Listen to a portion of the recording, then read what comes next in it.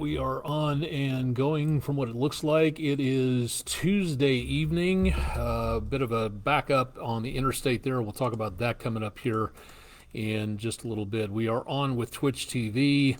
Looks like we are on with Facebook Live, so hopefully I'm not straining the station's internet resources too much at this time. This is Weather Overtime. I'm Chief Meteorologist Austin Audick. Again, it's Tuesday evening, the 19th of September, rapidly running out of September, and for that matter, rapidly running out of our season coming up. We're going from summer into autumn very soon as we get to the equinox in the next couple of days. We'll talk about that coming up in just a little bit. Another solar storm in progress. Will we see the aurora this far south? Probably not. We'll talk more about that coming up here in just a little bit. We also have, again, activity in the tropics. And, of course, it's Tuesday, so we talk about climate change information. We'll have that coming up here in just a little bit. So stay tuned. If you're on Twitch and have a question, drop it into the chat function. If you have anything on Facebook, drop it into the comments section, and we'll see them there as we go forward. Let's take a look at the almanac page for today. Again, very close to where we should be. Almost spot on, but it was nicely cooler this morning, back in the mid-50s, where normally we should be in the lower 60s. Right about where we should be again for today, and about 26 degrees below our record or high temperature last set 99 or 98 years ago today. 1981 was the last record low, set back in 1942. For the almanac page, when it comes to astronomical information, the moon out there is a 22% waxing crescent. It is setting right now. It should be down here in about another hour or so, maybe just a little bit less than that. Sunrise tomorrow morning. Days are getting shorter out there as we approach the equinox. So 7:28 sunrise time for Wednesday and 7:41 the time frame for sunset tomorrow evening. Yesterday we had an amazing pink caterpillar shot, and tonight we've got a storm on the sea. Thank you very much, Michelle Dyer. A beautiful view from Panama City Beach. If you've got pictures that we can show in the weather window for our West Shore Home weather window picture of the day, please send them on to us. We would love to know more about what you're seeing out there. Drop them to our comments section of our social media pages, or just email them to us at pictures@wdef.com. Love to see what you're seeing out there, but we can't show them unless you send them in to us. So please give us an idea as to what we're looking at out there. Back to the Tomahawk crane and rigging camera on the EPB Fiber Optics WeatherCam network, showing that backup of traffic stretching from 75 north to 24 west. Heavy construction, bridges have been removed.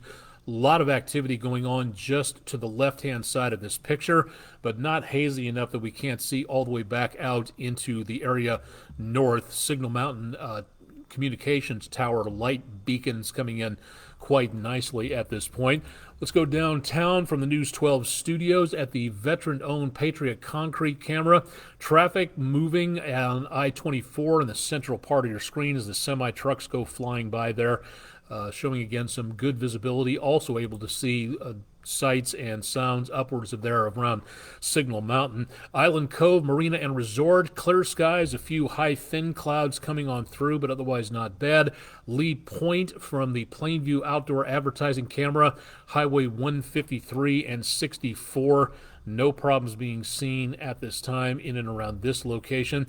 And back to downtown for a quick second, looking out toward Lookout Mountain off there in the distance. Otherwise, good conditions around the area of downtown Chattanooga, so no problem seen here. One more camera to take a look at, our Chattanooga Theater Center camera from around the area of North Shore, looking across the bridges and the Tennessee River over toward your left-hand side of the screen, and then also looking again at around the area of Coolidge Park. A lot of activity earlier there today as we get some very dry conditions out there, some very nice conditions for getting out to the park. Temperatures back in the lower 70s. And dew point temperatures very much on the lower side than above. The air temperature, again, very mild and also very dry out there, so we don't see anything, again, in the way of a problem for getting out and about. Driving tonight, also no problem. Seeing some very mild temperatures, and we'll continue to see, again, the potential for less in the way of showers and thunderstorms out there for the foreseeable future. But as of right now, we're going to be seeing, again, some milder conditions. Lower 60s east and west of Chattanooga.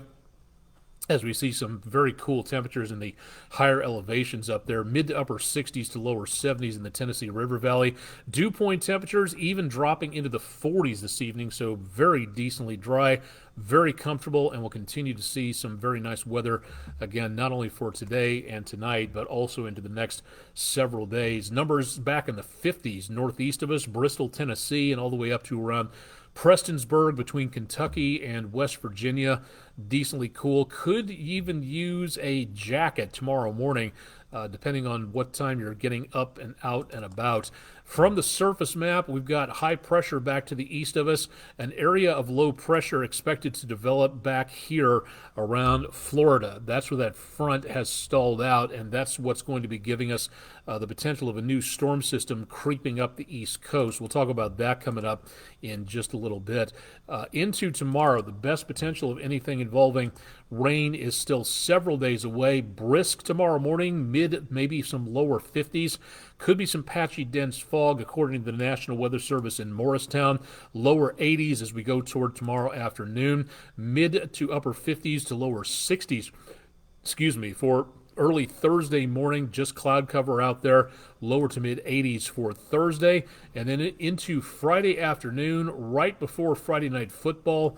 Gorgeous. Sunny skies, some clouds, temperatures back in the lower to mid 80s. So really not seeing a problem anytime soon out there for anything involving outdoor activities. Now, as we go into next week, there are some signs around Saturday, Sunday that we could see the potential of some showers developing according to some of the National Weather Service outputs. But right now, taking a look at a lot of the computer models out there, into the extended forecast, we're just not seeing a lot here, so I've kept the rain out of the forecast for Saturday and Sunday. More chances of showers coming up, such as they are, back into Monday and Tuesday, and that's going to be about it for the potential of rainfall anytime soon. We'd love to be able to get some more rain. It's getting decently dry and dusty around here, but I think for right now, it's going to continue to stay that way. Last day of summer on Friday, first day of autumn, which rolls in about 2:49 a.m. Eastern Time Saturday morning, so it will indeed be the first full day of autumn coming on through for the equinox, and temperatures remain pretty stable, a little bit on the less mild side, mid to upper 70s below normal temperatures into next Tuesday as we get more clouds and rainfall out there. But again, I just don't see much of anything else. No severe weather at this time in the forecast. As we go into the next several days, we may see that potential, especially the next several weeks, I should say. We're coming up on that second severe weather season peak of the year, so that's when we really need to be watching out for that potential of heavy weather coming on through. Until then, not that much really occurring at this time, so good news on that for the time being. Usually October, November, that's when we start getting into the more rough and tumble weather out there. All right, out into the tropics, mid-Atlantic, we've got Nigel, a Category 2, which was expected to be a 3, but it doesn't look like it's going to make it that way for right now. And the last advisory has been posted on Margot as it's wandering off into the Atlantic and dissipating as it goes. Same thing for Nigel. As it heads into those colder waters, it's expected to devolve into an area of low pressure, so not much of anything coming of Nigel. Margot also appears to be wrapping up after wandering around parts of the Atlantic. But as you can expect, we're not done yet. We've got an area of low pressure developing into and around the East Coast, and that is where we see the potential problems redeveloping. More on that in just a little bit. We also have an area coming in from off of Western Africa. This has been given about a 70% chance of development by the National Hurricane Center following Margot, Nigel, and what was Lee. Those paths, again, going to the west-northwest. And then Lee and Nigel took that right-hand turn moving up into the western Atlantic, so didn't become a threat to the United States because of the way the winds were driving those systems. This one heading, again, out to the west-northwest, still at least a week and a half away. If it stays on this line and just heads right for the United States, it's a week and a half out at best, maybe 2 weeks depending on what goes on.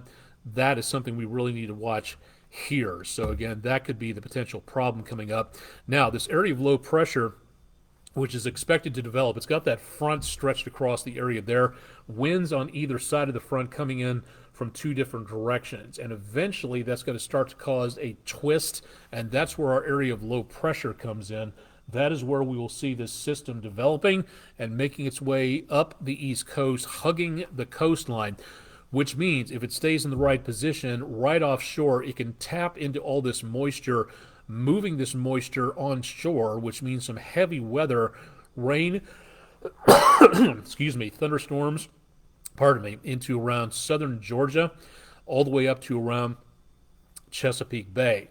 Now, we also have this map here, which is concerned with the amount of waves. All of this is going to stir up a lot of water and is going to push a lot of that water toward the East Coast. So the worst of the worst, maybe 20-foot waves off the coast around portions of the Outer Banks of North Carolina, which means when all that water gets pushed up on shore, it's got to get back out into the ocean somehow, so you can develop rip currents, and those can be life-threatening because those will pull you out into the ocean a quarter, a third of a mile in some cases. So we will be looking at some possibly dangerous conditions, not to mention not great beach weather coming up for that particular southeastern coastal area. So for right now, this is something really to watch. Will it become a tropical storm or a hurricane? Right now, the conventional weather wisdom is probably not, but it is possible that we will see some development out of this, so definitely something to watch if you have any travel plans. Jacksonville all the way up to Norfolk, I would watch this very carefully if you are going to be traveling, so something to think about there. Okay, a couple countdowns to talk about. Being an amateur astronomer, this is something that has absolutely nothing to do with weather, but it's very cool, scientifically related. So for right now, again, looking at a couple of countdowns for some astronomical events taking place. An annular eclipse will be coming up in just less than a month in October. That's where the moon's surface doesn't quite cover all of the sun's surface. Different from a total solar eclipse, in where the moon covers all the solar surface. And the difference, again, between the two of them, you can see in the pictures in the background here. The first one, the annular eclipse, will be coming up in less than a month. So as we go toward the new moon next time around, that's what we'll see. And that, again, weather permitting, should be able to be seen from the News 12 viewing area in the Tennessee River Valley. Just over 200 days until the next total solar eclipse, that one on April 8th, 2024. Great opportunity to learn about science and astronomy and all sorts of unique and interesting things on that. So we'll continue again to see more about that in the course of the next several days. So keep it tuned to News 12 for more. The sun has given off another series of these belches of energy called coronal mass ejections. They have been one after the other, following each other off the solar surface. Not the same thing as a solar flare. Solar flare, the energy moves off at the speed of light, and that energy can impact our atmosphere and cause a lot of problems with with radio communications, with our power grid, things like that. What arrives in a couple of days, the coronal mass ejection, is a lot, billions of tons of ionized gas, which flows off the sun's surface. And if it moves in just the right way, it can impact our planet very dangerously. If you want to look at something very interesting, look up the Carrington event from 1859, if I'm not mistaken. That was a major solar storm, one of the biggest in quote-unquote modern history. This one is bigger than the last one. The last storm was a G2. This one is a G3. So it is possible we could see some fluctuations in the power grid. GPS might be off by a little bit, depending on what happens. We're not seeing any huge amount of problems for right now. Now, the big question everybody wants to know is, can we see the aurora this far south? You have to have a major solar storm. This is a big one, but it's not as big as it could be. Usually the solar effects of this seen well to our north of the United States-Canadian line, where that blue line is. It takes a very weak storm to trigger off some of the aurora. But in this case, in order for that aurora to get this far south to where we would be able to actually see like dancing lights in the sky, that would have to be a mega powerful solar storm, something that we would usually not see. It's one of those situations like the Earth gets hit by aspirin-sized grains of sand, leftover meteorites every single day, but usually the big meteors come along every once in a while. So it's a matter of timing and odds. And as of right now, that is where the southern extent would be if we had a planetary index of a 9. Usually a 0 to a 2 would be the normal areas of the auroras back to our north. Maybe if you went out and set your camera on a patch of the sky and held it there for a good portion of time, I'm talking like several minutes, you might catch kind of a reddish glow. Maybe if you have a clear view of the sky. But again, it's not guaranteed that you're going to see that. So for right now, the best bet is for us to have a much bigger solar storm. This ain't it. It'd be nice, but keep your eyes out to the internet. There's plenty of places out there. Go again to the Space Weather Prediction Center at swpc.noaa.gov or on Facebook at NWS-SWPC if you'd like to know a little bit more about what's going on with current solar weather and how it might affect our planet. Really cool opportunity to find out more there. All right, back down to more terrestrial matters. It's not an area here where we get a lot of earthquakes. When I was back in Memphis, we were always waiting for the New Madrid Fault to do something, but as of right now, it doesn't appear like that is going to be the case. And hopefully it stays that way. It stays quiet, seismically speaking, but now is the time before any disaster happens to make certain you're ready for it. So if you'd like to participate in the world's largest earthquake drill, 1 month from today is going to be the Great Central or Great U.S. Now Shakeout. And you can find out a lot more about this by going to their website.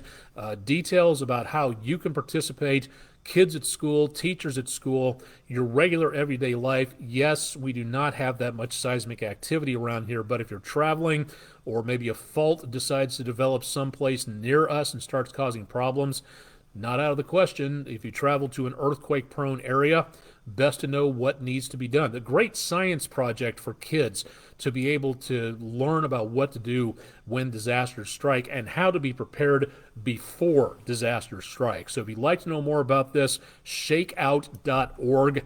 If you'd like to find out more about what's going on with, again, earthquake protection and how you can be ready for seismic activity and disasters, one more way that you can be ready to go for anything involving a disaster which might strike in some areas. So please, again, consider that for right now.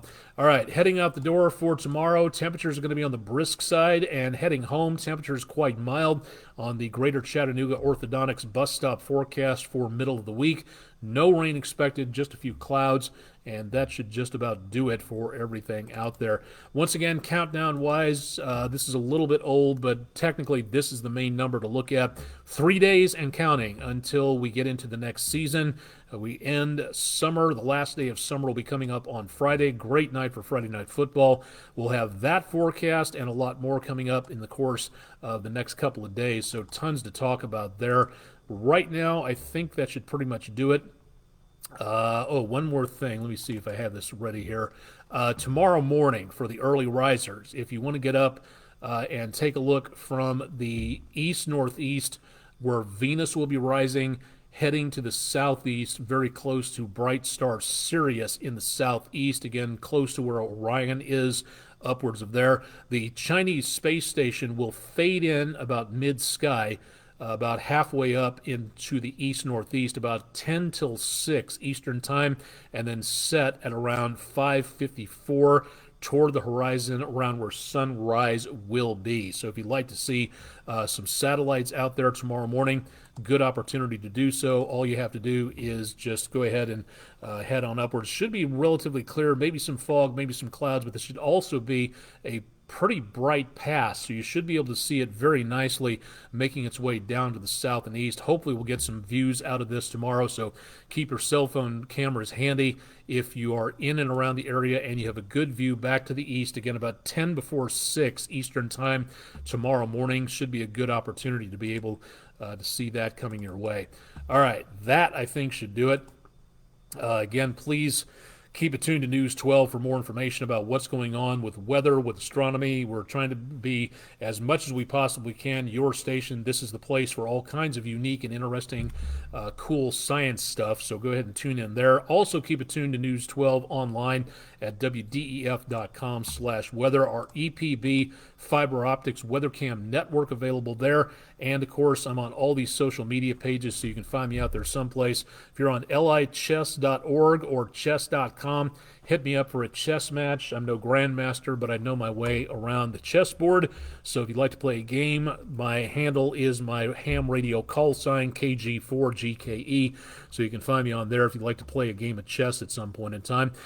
I'll hand it over to Chip Chapman early tomorrow morning for the news starting at 5 a.m. Eastern Time on the morning show. Kay Blevins and Dave Staley will have more on the forecast there. And, of course, we'll have more details on the rest of the forecast, again, coming up online, so stay tuned for more there. I'm Chief Meteorologist Austin Onek. Thanks for joining me for the Tuesday night edition of Weather Overtime. More to come overnight on CBS News and also the morning show. Definitely want to stay tuned for Chip's forecast there. We'll see you again tomorrow night. Thanks for joining us again for Weather Overtime for Tuesday evening.